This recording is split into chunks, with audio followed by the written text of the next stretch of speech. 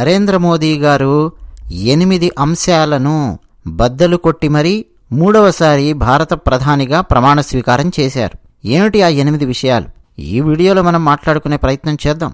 అన్నట్టు మా ఛానల్ నచ్చితే వెంటనే సబ్స్క్రైబ్ అవ్వండి. వీడియో నచ్చితే ఒక లైక్, నచ్చకపోతే డిస్లైక్. మీ అభిప్రాయాలు కామెంట్ సెక్షన్లో రాసి పంచుకుంటున్న వాళ్ళందరికీ ప్రత్యేకమైన ధన్యవాదాలు చెప్తూ ఉన్నాను.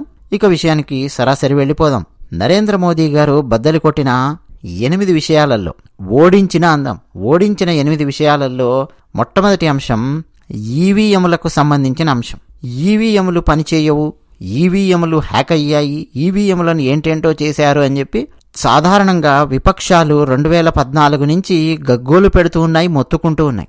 ఎప్పుడైతే నరేంద్ర మోదీ గారి భారతీయ జనతా పార్టీ గెలుస్తుందో అక్కడ మాత్రం ఈవీఎంలు ఏదో హ్యాక్ అయ్యాయన్నట్టు, పనిచేయలేదు అన్నట్టు, ఈవీఎంలను ఏదో మతలబు చేశారు అన్నట్టు రకరకాలుగా గగ్గోలు పెట్టడం మనం గమనించవచ్చు. 2014 ఎలక్షన్స్ నుంచి గమనిస్తూ ఉన్నాం. ఇక డ్రామాటిక్ పార్టీ, డ్రామేశ్వరరావు పార్టీ అయినటువంటి ఆ పార్టీకి అయితే అంతే లేదు. కాంగ్రెస్ పార్టీ సరే 2019 ఎలక్షన్స్ టైంలో కూడా ఈవీఎంల మీద రచ్చరచ్చ చేశారు. సుప్రీంకోర్టుకి వెళ్ళారు. సుప్రీంకోర్టు ఈవీఎంస్ అన్నింటినీ అక్కడ పెట్టి ఏంట్రా మీ గోలా అని చెప్పి చెక్ చేసి చల్ హట్ అని చెప్పి పంపించింది. అరవింద్ కేజ్రీవాల్కు నెత్తిన మొట్టికాయలేసి మరీ పంపించింది సుప్రీంకోర్టు. సిస్టమ్ని నమ్మండాయా బాబు అని చెప్పి చెప్పింది. ఇప్పుడు మనం గెలిచినప్పుడేమో ఈవీఎంలు అంతా బాగున్నాయి అన్నట్టు ఏం మాట్లాడకుండా, మనం ఓడిపోయినప్పుడేమో ఈవీఎంల మీద నెపం నెట్టేసి ఈవీఎంలను ఏదో చేశారు, ఈవీఎంలు సరిగ్గా పనిచేయలేదు అని చెప్పి చెప్పడం అన్నది ఆడలేక మధ్యలో ఓటిది అన్న సామెత గుర్తు తెస్తుంది. ఇప్పుడు భారతీయ జనతా పార్టీ అండి, ఇప్పుడు 3 రాష్ట్రాలలో డిసెంబర్లో గెలిచింది. రాజస్థాన్లో గెలిచింది, మధ్యప్రదేశ్లో గెలిచింది, ఛత్తీస్గఢ్లో గెలిచింది. తెలంగాణలో గెలవలేదు. తెలంగాణలో ఎవరు గెలిచారు? కాంగ్రెస్ గెలిచింది. మరి తెలంగాణలో మాత్రం ఈవీఎంలు పనిచేసాయా కాంగ్రెస్కు? వేరే రాష్ట్రాల్లో పనిచేయలేదా? ఈ ప్రశ్నలు వస్తాయి. ఇప్పుడు ఏమైపోయిందంటే కాంగ్రెస్ పార్టీ కానీ, విపక్షాలు కానీ, కమ్యూనిస్టులు కానీ నోరు మెదపనటువంటి పరిస్థితి. మీకు ఇంకో ఆశ్చర్యకరమైన విషయం చెప్పనా? ఎలక్షన్స్ అయిపోయిన తర్వాత ఇంకా రిజల్ట్స్ రావడం కంటే ఒక 2-3 రోజుల ముందు కొంతమంది ఎలక్షన్ కమిషన్కు ఒక పెద్ద ఉత్తరం రాశారు. ఎక్కడెక్కడైతే ఈవీఎంలను ఆ రూమ్స్లో, స్ట్రాంగ్ రూమ్స్లో ఓపెన్ చేసి చెక్ చేస్తున్నారో అక్కడ కెమెరాలు పెట్టండి. మాకు ఈవీఎంలు హ్యాక్ అవుతాయని, లేకపోతే ఈవీఎంలు సరిగ్గా పనిచేయవని, భారతీయ జనతా పార్టీ గెలిచే విధంగా ఈవీఎంలను ఏదో మతలబు చేస్తారు అని చెప్పి మాకు సందేహాలున్నాయి.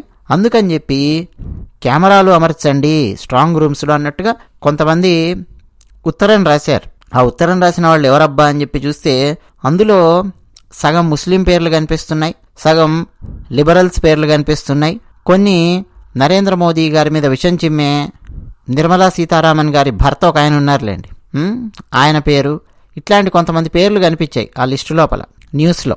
సో ఈవీఎంస్ మీద నమ్మకం లేనటువంటి పరిస్థితి ఉండేదంటే వీళ్ళే తీసుకొచ్చేవాళ్ళు కావాలని. ఇప్పుడు కాంగ్రెస్ పార్టీకి 4 సీట్లు ఎక్కువ వచ్చేసరికి నోరు మూసుకు కూర్చున్నారు. కమ్యూనిస్టులు కానీ, కాంగ్రెస్ కానీ ఎవ్వరు కూడా మీరు గమనించారా? ఈవీఎంలు పనిచేయలేదు అని చెప్పి నరేంద్ర మోదీ గారిని ఒక్క మాట కూడా అనలేదు, గగ్గోలు పెట్టడం లేదు. కానీ నరేంద్ర మోదీ గారికి అంటగట్టాలని చెప్పి చూశారు. దాన్ని బద్దలు కొట్టారు నరేంద్ర మోదీ గారు. బద్దలు కొడుతూనే వస్తున్నారు ప్రతిసారి. రెండో అంశము ఫేక్ గ్యారంటీ. ఈ ఫేక్ గ్యారంటీలు కాంగ్రెస్ పార్టీ, విపక్షాలు విపరీతంగా గుప్పిస్తాయి. ₹1,00,000 ఇస్తాం ప్రతి మహిళకు అని చెప్పి ఒక ఫేక్ గ్యారంటీ పడేశారు. మరి ఆ ఫేక్ గ్యారంటీ దెబ్బకు ఓట్లు చాలా పడాలి. ఉత్తరప్రదేశ్ లాంటి రాష్ట్రాలలో అక్కడక్కడ వెళ్ళి పాపం అమాయక మహిళలను, పేద మహిళలను, గ్రామీణ మహిళలను మోసం చేసి ఓట్లు గుద్దించుకునే ప్రయత్నం చేసింది కాంగ్రెస్ పార్టీ. అట్లాంటి కొన్ని చోట్ల తప్ప ఈవెన్ కర్ణాటకలో కూడా కొన్ని చోట్ల పనిచేశారు. అవన్నీ మనకు వీడియోల ద్వారా బయటకు వచ్చాయి. మొత్తం భారతదేశంలో ఉన్నటువంటి వివిధ రాష్ట్రాలలో గమనిస్తే వీళ్ళ ఫేక్ గ్యారంటీలు ఏవి పనిచేయలేదు. కాంగ్రెస్ పార్టీ మేనిఫెస్టో మీరు పక్కన పెట్టుకొని కూర్చొని చూస్తే అందులో సగము ఫేక్ గ్యారంటీసే ఉంటాయి. అంటే కాంగ్రెస్సే కాదు, ఏ ప్రభుత్వం వచ్చినా సరే తీర్చలేవు అటువంటి ఫేక్ గ్యారంటీలు. వాటన్నింటినీ బద్దలు కొట్టినట్టు అయ్యింది. ఇక నరేంద్ర మోదీ గారు ఫేక్ న్యూస్ను కూడా బద్దలు కొట్టి మరీ 3వ ప్రధానమంత్రి అయ్యారు. ఉదాహరణకు అమిత్ షా గారు అనని విషయాన్ని అన్నట్టుగా ఒక ఫేక్ న్యూస్ సృష్టించారు. అందులో తెలంగాణకు చెందినటువంటి ఒకరిద్దరు కూడా అరెస్ట్ అవ్వడం మనం గమనించవచ్చు. అమిత్ షా గారు ముస్లింస్కు రాజ్యాంగము ప్రత్యేకంగా రిజర్వేషన్ ఏమి ఇవ్వలేదు కదా, మతపరమైన రిజర్వేషన్ ఇవ్వలేదు కదా, మతపరమైన రిజర్వేషన్ ఇవ్వాలని చెప్పి ప్రయత్నం చేస్తే వాటిని మేము అడ్డుకుంటాము, కులపరమైన రిజర్వేషన్ ఉంది రాజ్యాంగంలో, అది డెఫినెట్గా అమలు చేస్తాము, ఎస్సీలకు ఇవ్వాలి రిజర్వేషన్, ఎస్టీలకు ఇవ్వాలి రిజర్వేషన్, ఓబీసీలకు ఇవ్వాలి రిజర్వేషన్, వాళ్లకు ఉంటుంది రిజర్వేషన్ అంతే. అలా కాకుండా ముస్లిమ్స్కు రిజర్వేషన్ ఇస్తాను, ఇట్లాంటి దొంగ మాటలు అబద్ధపు మాటలు చెప్తే వాటిని ఖచ్చితంగా అడ్డుకొని తీరతాము అని చెప్పి అమిత్ షా గారు మాట్లాడారు. కానీ ఆ వీడియోను మార్పు చేసి మతలబు చేసి కొన్ని పదాలు అటు ఇటు మార్చి ఎస్సీ ఎస్టీ ఓబీసీలకు రిజర్వేషన్స్ తీసేస్తామన్నట్టు అమిత్ షా గారు అన్నారు అని చెప్పి ఒక ఫేక్ న్యూస్ వీడియోను తయారు చేసి వదిలారు. వెంటనే ఢిల్లీ పోలీసులు అప్రమత్తం అయ్యారు, కేసు ఫైల్ అయ్యింది, కొంతమందిని అరెస్టులు కూడా చేశారు. సో ఇటువంటి ఫేక్ న్యూస్ విస్తృతంగా భారతీయ జనతా పార్టీ మీద సృష్టించే ప్రయత్నం చేశారు. వాటన్నింటినీ జనం పూర్తిగా నమ్మి ఉంటే పరిస్థితి ఎంత దారుణంగా ఉండేదో చూడండి. అక్కడక్కడ నమ్మినటువంటి మహానుభావులు ఉన్నారు, వాళ్ళకు పెద్ద దండం. వాటన్నింటినీ కూడా బద్దలు కొట్టి నరేంద్ర మోదీ గారు 3వ ప్రధాని అయ్యారు. ఇక అబద్ధాలు, అవునండి, ఫేక్ న్యూస్ వేరు, అబద్ధాలు వేరు. అసలు ఫేక్ న్యూస్ను ఆధారం చేసుకొని అబద్ధాలు మాట్లాడడం అన్నది నాయకులకు అస్సలు కూడా తగదు. తెలంగాణ రాష్ట్ర ముఖ్యమంత్రిగా ఉన్న రేవంత్ రెడ్డి గారు, ఆయన స్థాయి ఏమిటి? ముఖ్యమంత్రి స్థాయి. ఆ స్థాయిలో ఉన్న వ్యక్తి అబద్ధాలను ప్రచారం చేయొచ్చు అండి? తెలంగాణకు భారతీయ జనతా పార్టీ ఏమీ ఇవ్వలేదు, గాడిద గుడ్డు ఇచ్చింది అని చెప్పి ప్రచారం చేశాడు రేవంత్ రెడ్డి. సరే అయ్యా, గాడిద గుడ్డు ఇచ్చింది అని చెప్పి అన్నావు కదా, ఇప్పుడు కూడా గదే ఇస్తాము అని చెప్పి కేంద్రం అన్నది అనుకోండి. నువ్వు ఎలాగూ ఇవ్వలేదని చెప్పావయ్యా రేవంత్ రెడ్డి. 10 ఏళ్ల నుంచి ఏమేమి ఇచ్చామో మాకు తెలుసు, ఎన్ని మెడికల్ కాలేజీలు ఇచ్చామో మాకు తెలుసు, ఎంత రైల్వే లైన్ ఇచ్చామో మాకు తెలుసు, ఎన్ని హైవేలు ఇచ్చామో మాకు తెలుసు, ఏమేమి ఇచ్చామో అన్నీ మాకు తెలుసు. అరే అదెందుకయా, నువ్వు ముఖ్యమంత్రి అయిన తర్వాత కంటోన్మెంట్ ఏరియా, ఆ ఏరియాకు సంబంధించి ఒకటి కావాలంటే కూడా ఇమ్మీడియట్గా శాంక్షన్ చేశాం కదయ్యా నీకు రేవంత్ రెడ్డి. సంతోషపడ్డావు నువ్వు. ఏమి ఇవ్వలేదు భారతీయ జనతా పార్టీ, గాడిద గుడ్డిచ్చింది తెలంగాణకు అని చెప్పి అబద్ధాలు మాట్లాడావు కదా, ఇప్పుడు అదే పని చేస్తాను అని చెప్పి కేంద్రం ఆ పని కనుక చేసింది అనుకోండి, అప్పుడు తెలంగాణ పరిస్థితి ఏంటి, రేవంత్ రెడ్డి పరిస్థితి ఏంటి? అసలే ఉచితాలు ఇస్తా, ఇవిస్తా అని చెప్పి ఫుల్గా ప్రమాణాలు చేసి ప్రభుత్వాన్ని ఏర్పాటు చేశాడు రేవంత్ రెడ్డి, కాంగ్రెస్ పార్టీ. అవన్నీ ఎక్కడి నుంచి తీసుకొస్తారు? ఎవరిని అడిగి ఇచ్చారు? ఉచిత బస్ సౌకర్యం నుంచి మొదలెట్టి అన్ని చాలా చేశారండి. అవన్నీ చేయాలంటే వేలాది కోట్ల డబ్బు కావాలి. ఎక్కడి నుంచి తీసుకొస్తారు వీళ్ళు అవన్నీ డబ్బులు? తెలంగాణ రాష్ట్రం అసలే అప్పుల్లో ఉంది, డబ్బులు ఎట్లా సృష్టిస్తాడు ఈయన రేవంత్ రెడ్డి? మళ్ళీ కేంద్రం మీద ఆధారపడడం, కేంద్రాన్ని పీక్కు తినడము, వీళ్ళు చేసే ఉచితాలకు అన్ని అబద్ధాలు. గాడిద గుడ్డిచ్చింది అని చెప్పి అబద్ధాలు. అలాగే ఇంతమంది చెప్పామే ఎస్సీ ఎస్టీ ఓబీసీలకు రిజర్వేషన్ ఎత్తేస్తుంది అన్నటువంటి అబద్ధాలు ప్రచారం చేశారు. వాటిని కూడా బద్దలు కొట్టి నరేంద్ర మోదీ గారు గెలిచారంటే ఈ నెగిటివ్ హవాలో చాలా గొప్ప విషయం. భారతీయ జనతా పార్టీ వస్తే రాజ్యాంగాన్ని పూర్తిగా మార్చేస్తుంది అని చెప్పి అబద్ధాలు ప్రచారం చేసింది కాంగ్రెస్ పార్టీ, అలాగే కమ్యూనిస్టులు. వాటన్నింటినీ బద్దలు కొట్టి నరేంద్ర మోదీ గారు గెలిచారంటే ఆలోచించండి. ఇంకా భారతదేశంలో బుద్ధిజీవులు ఉన్నారు, ఆలోచించగలిగే సామర్థ్యం ఉన్నటువంటి జీవులు ఉన్నారు అన్న విషయం అర్థమవుతుంది.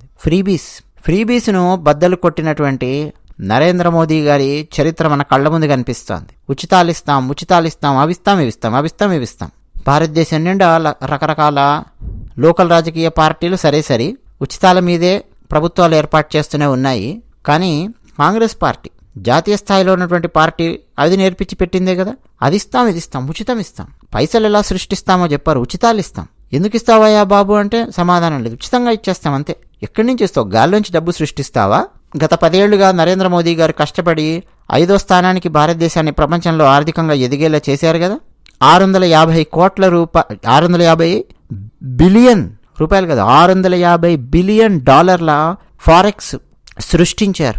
ఎస్, $650 బిలియన్ ఫారెక్స్ ఇప్పుడు మన దగ్గర ఉంది, గర్వంగా చెప్పుకోగలం. ఫారెన్ కరెన్సీ మన దగ్గర ఉంది భారతదేశంలో. సో ఆ కరెన్సీని మొత్తం అయిపోగొట్టేసేసి భారతదేశము ఏ డబ్బునైతే గత 10 సంవత్సరాలుగా సమకూర్చి పెట్టుకుందో ఆ డబ్బునంతా మొత్తం అయిపోగొట్టేసేసి ఫ్రీబీస్ ఇచ్చి మళ్ళీ లండన్లో లేదు స్విస్ బ్యాంకులో భారతదేశపు బంగారాన్ని తాకట్టు పెట్టేంతటి అధమాధమైనటువంటి స్థితికి కాంగ్రెస్ పార్టీ తీసుకెళ్లే ప్రయత్నం చేస్తుందేమో. అదే కదండి జరిగింది.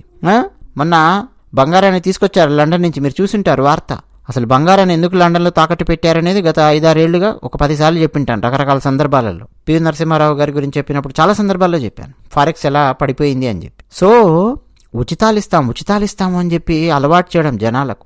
ఒరే ఎక్కడి నుంచి ఇస్తావురా ఉచితాలు అని చెప్పి ప్రశ్నించే మనలాంటి వాళ్ళు కూడా ఉన్నారు. సో మనలాంటి వాళ్ళ మాయలో పడలేదు. సో భారతీయ జనతా పార్టీకి ఓటు వేసి భారతీయ జనతా పార్టీని గెలిపించి ఫ్రీబీస్ అంటే ఉచితాలు వాటన్నింటినీ బద్దలు కొట్టి మరీ నరేంద్ర మోదీ గారిని గెలిపించుకున్నాం. 3వసారి నరేంద్ర మోదీ గారు ప్రధానమంత్రి అవడంలో ఈ ఫ్రీబీస్ని కూడా బద్దలు కొట్టారు.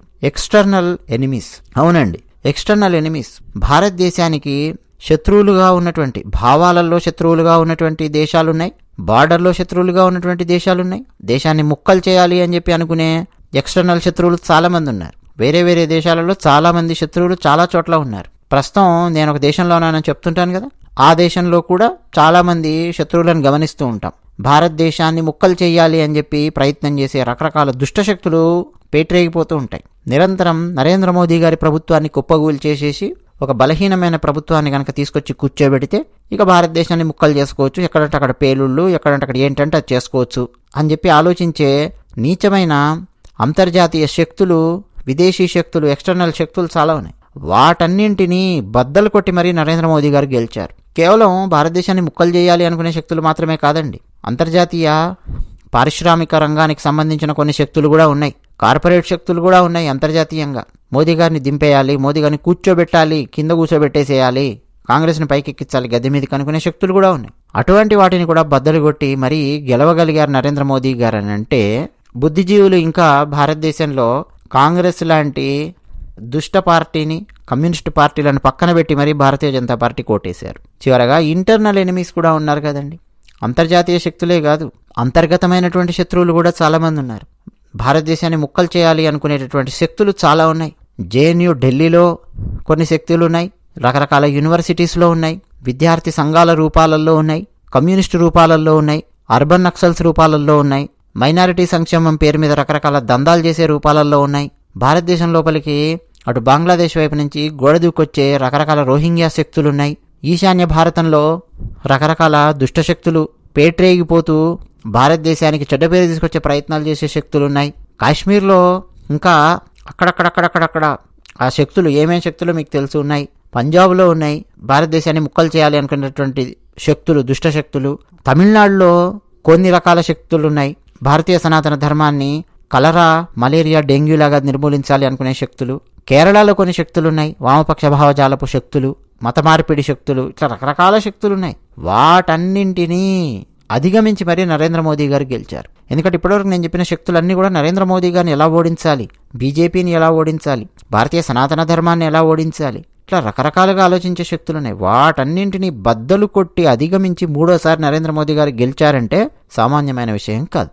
ఇలా అత్యంత బలంగా ఉండే 8 శక్తులను నరేంద్ర మోదీ గారు ఓడించారు. ఓడించి మరీ ప్రధాని అయ్యారు. ఏమిటేమిటి? ఈ ఈవీఎం థియరీ అని చెప్పి ఒక నేరేటివ్ బిల్డ్ చేశారే విపక్షాలు, దాన్ని బద్దలు కొట్టారు. ఫేక్ గ్యారంటీస్ బద్దలు కొట్టారు, ఫేక్ న్యూస్ బద్దలు కొట్టారు, అబద్ధాలు బద్దలు కొట్టారు, లైస్, ఫ్రీబీస్ అంటే ఉచితాలు బద్దలు కొట్టారు, ఎక్స్టర్నల్ ఎనిమీస్ బద్దలు కొట్టారు, ఇంటర్నల్ ఎనిమీస్ భావాలు బద్దలు కొట్టారు. ఇవన్నీ బద్దలు కొట్టి నరేంద్ర మోదీ గారు మూడవసారి భారత ప్రధానిగా అత్యంత శక్తివంతమైనటువంటి భారతదేశానికి వెలుగొందుతూ ఉన్నారు. ఇక సంకీర్ణ ప్రభుత్వాన్ని మరి ఎంత చాకచక్యంగా నరేంద్ర మోదీ గారు నడిపిస్తారో అది కూడా మనం 5 సంవత్సరాల పాటు చూడబోతూ ఉన్నాం. మరొక్కసారి నరేంద్ర మోదీ గారికి అభినందనలు తెలియజేస్తూ జై శ్రీరామ్.